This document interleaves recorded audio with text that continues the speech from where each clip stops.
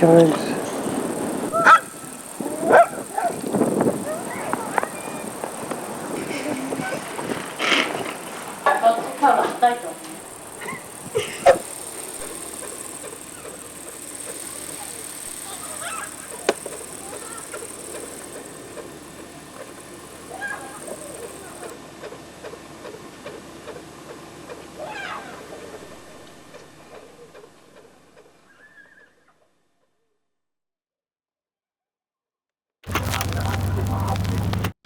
At the end of July, I returned from my trip to Poland, but I couldn't film this video because I struggled with conjunctivitis or keratitis, one hell.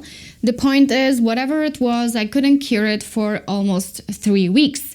Then I was fine, and now something came back, probably allergic type. I don't know if you can see, but my eyes are really red. But I don't care. I promised myself to talk about this topic, and I really don't want to wait any longer. I just wanted to make this video more of a nostalgic vibe because I was in Poland, so it was a really great opportunity to film the things that I have and talk about them just a little, how I feel when I hear the word home. What do you imagine when you hear the word home? What's the first thing that comes to your mind? Where are you? With whom? And most importantly, how do you feel? Home, by Cambridge Dictionary, is someone's or something's place of origin or the place where a person feels they belong. I think there are as many definitions of the word home as there are people in this world. We may have similar feelings or memories, but ultimately we don't have the same idea of what home really means for us. We experience different ways of teaching, parenting, and ultimately we end up having different ideas of the same words. Even studies say that I experienced a different style of parenting when I was 5 than my sister did when she was also 5. You never had the same parents as your siblings had. It's interesting, right? That explains a lot of things when you actually get into it much deeper. Firstly, when I hear the word home, I feel strange. There's the sense of nostalgia for the materialistic place I once lived in, created words based on my rebellious feelings. But there's also the unsettling realization that this place no longer holds the same warmth. It's not the same anymore. It's not. It's like it seems so far away, even though inside you feel like you just packed your bags and left to start your own adult life. Especially when you watch your old VHS videos or flip through the pages of old albums. Chciałabym Ci powiedzieć, że to jest właśnie przedostatni słoik babci ogórków kiszonych i... O, jakie ładniutkie, ojej, ojej. O, taki pędzelek. I go zjemy. Zjem go teraz. O Boże, babcia. Jak nie, to do ogórkowy został. Nie. Tak właśnie smakowała babcia. Co ty, babci jadłaś? W sensie jej ogórki. A teraz wypijemy sok.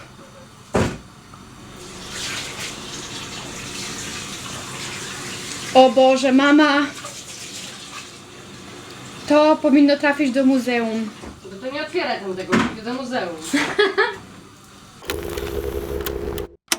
So here we are at my place where I grew up as a child, as a kid, as a teenager, as a person who had lots of struggles, traumas. They disturbed me. the guys that are working here. So I was saying that this is the kind of thing that we had when we were kids, and it's called a diary. You basically asked people around to write something nice for you. It could be a poem, it could be nice words, like anything that could remind you of them in the future. And for example, this one is from 2001.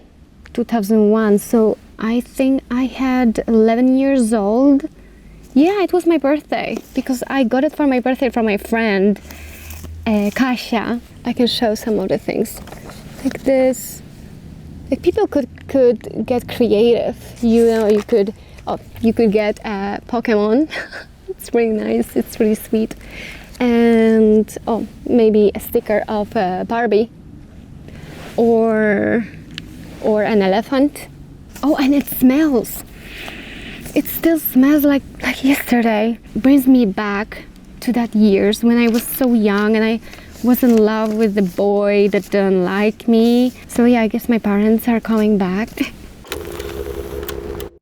I've never mentioned it before, but I am from a strong, strictly home where the rules applied by my parents were very harsh, unpredictable, and sometimes even too painful to talk about. And I guess it happens in lots of homes that when we move out, finally we feel this freedom to start over, start from scratch. My parents were very young when they had me and my sister. No one showed them the ways they could be better at communication or even setting healthy and understandable rules because the homes they came from weren't a healthy environment. And I think it applies to many households, and I guess many of us feel the same way. And we also had to remember that my parents lived in PRL era for some time, even during the martial law. So it was very hard to live in those times and even grow up because they were very young in their teenage years. The times they lived in were full of judgments, incomprehensible principles, and wrong ways of thinking. So there was no way in hell someone wanted to seek help or talk about it even with another person because that kind of topics were a complete taboo. That's why I'm really happy that there is this greater awareness of mental health and the importance of the relationship between parents and their kids, because ultimately this is kind of mainly what I think that shapes a person to be who they are in the future and how they see the world. I know that there are also the genetics things, but I'm not going to get into in this video. And I remember this feeling, this adult life was so far away, that the only problems that existed were bullies, fear of being laughed at, broken bikes, clearing snow from the sidewalk, which me and my sister were always fighting about who is going to be the person that is going to do this today. And another problems like washing banks before school because you had to wake up earlier, and whether the boy I liked would look at me just for a second, just for a second, because it was a huge deal when you are a teenager. It's incredible how many memories I have of the place that I will never call home again or even return to because it is officially sold, which breaks my heart because while being a kid, you never think that this is going to happen. You always think that you will always have a place that you will come back to, and your room is going to be the same room that you left years ago. Honestly, I didn't even like to come back to that village because it brings memories of me being a not cool kid. Also, now when I come back to it, it feels like it's trapped in time. And I always had my head in the skies. It's never it's like I never felt like I belonged to that place. Now it even feels smaller than before. And I am so happy I had the chance to open new doors and just to see the world and, you know, just that. The thing is that internet was also not existent at my home. I couldn't search for the answers, and when I wanted to do something, I had to go to library or to rent a place at school. But hey, we had the phones with T9 buttons, and we were more concerned about who had the best pixel art on screen or the most decorated flip phone. Isn't it amazing?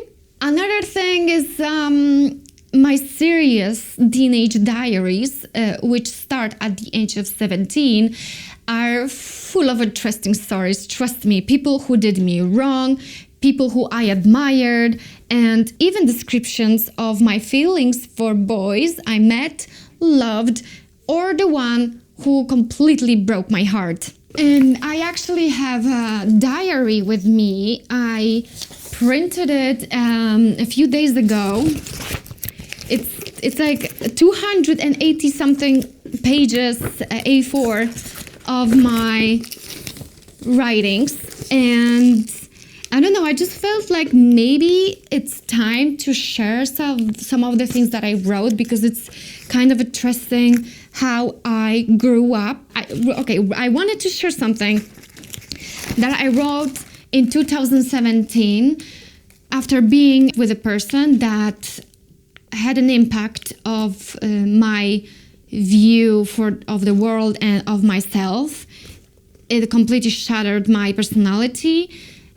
But I wrote something when I wanted to start a new chapter, and I just knew that this is going to be a huge thing for me. So I wrote it in Polish, so I'm going to put subtitles, whatever, there. Niestety uczuciowo nie udało mi się stłumić żadnych myśli, które przepływały z neuronu do neuronu, tworząc nowe połączenia zamiast je niszczyć. Ciągle zaglądałam w komórkę, licząc na kolejną zbawienną wiadomość, która mogłaby odmienić mi humor. Nie wiem, na co czekałam, bo przecież wiedziałam, że wszystko już jest skończone. Człowiek czasami nie chce dopuścić do siebie informacji, która jest tak oczywista i klarowna. Szuka błędu w systemie i ma nadzieję, że wszystko będzie dobrze. Przyjemnie jest być tam, gdzie jest komfortowa sytuacja, bo przerażeni jesteśmy wizją życia od zera. Zaczynanie od początku oznacza to, że musimy stawić czoła nowościom, których tak panicznie się boimy. Musimy wyjść ze strefy komfortu. Dziwne, bo ta panika przychodzi z wiekiem, a zapominamy, jak bardzo byliśmy otwarci na ryzyko kilka lat wcześniej. Że to ryzyko napędzało nas do działania i odkrywania siebie. Zapominamy, jak bardzo kochaliśmy żyć na krawędzi, a nauka powrotu do tego stanu to bardzo pracochłonny czas. Postanowiłam temu ulec i w 2017 roku przypomnieć sobie, kim naprawdę jestem. I'm speechless, you know, because there are also things that I wrote about my home, what I actually feel, and it's actually funny because every time I wrote something, I just wanted to run away. Like, for example, here. Coraz bardziej odczuwam chęć ucieczki. Desperacko pragnę bezpieczeństwa, bliskości i stałości. Ale innej stałości, nie taką, jaką pragną ludzie. I didn't know how to call that I want a different kind of routine. Routine of constant movement. Now probably I know how to call this feeling, but before I didn't know. There are many more people who feel the same way because, hey, later Instagram and travel influencers did exactly this. Yeah, so this is what I wanted to share from my diaries. Let me know if you would like to see actually more of these because, you know, I have almost 300 pages. So, hey. Which brings us to another thing that I wanted to mention, that maybe I think sometimes but not for all of us. Somewhere in the process of growing up, that tiny feeling of not belonging to the place we're living in shows up. And I think for some people, it may appear when they are very young and they acknowledge it and encourage themselves to move.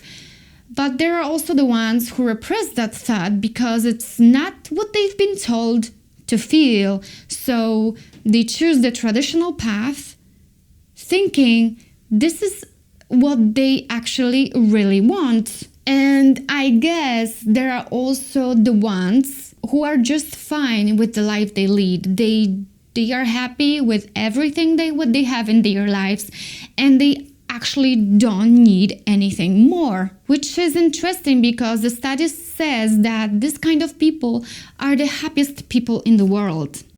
Me, as a child, I've always imagined myself in living in more than one place. I've never felt like there should be only one home. For me, the idea of home was the place where you actually belong, where you constantly learn, challenge yourself, grow, and you feel lucky that you are exactly where you are supposed to be. The routine in my head was not even considered. I wanted a constant move, and for some, it might be too much, but for the others, it is the perfect definition of life. Now, as I'm growing up, there is coming this feeling that I would like to have my own place that I could call home, or in any shape or form. But in the actual economy, with what I earn and being completely independent, I know that this dream might never happen, which is sad because this is what we've been told to since we were young, that the harder you work, the more you get. And I work hard and I still seem to not to have what I should already have at my age. And sometimes I close my eyes and come back to the memories of my room when I was just a teenager.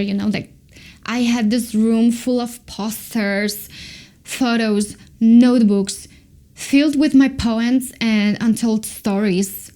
I imagine myself being 16 again, laying on my bed, listening to a Discman and trying to figure out songs which I couldn't understand because I didn't speak English. That's why I think music is a really powerful tool for our brains. And maybe that's why I can't shake off many artists and their influence on my choices or behaviors in life. I can safely say I am an emo kid, and from time to time I have this need to feel sad and listen to artists that actually shaped who I am right now, like 3 Days Grace, Skylar, Hinder, My Darkest Days, Avril Lavigne, My Chemical Romance, and etc. Just it's healing, trust me. Just try it on yourself and let me know what you feel. Just try to find all the artists that you listened to when you were young and how you feel, because it was something that once set your soul on fire, right? I hope you enjoyed watching this video, and if you ever feel like you don't belong, well, you probably don't, but it's not a bad thing. It just means that you are growing up and there is this spark in your brain that already gives you a heads up that you are on a good track to bloom, grow, even move out, and that your life is going to be full of surprises, because it should be.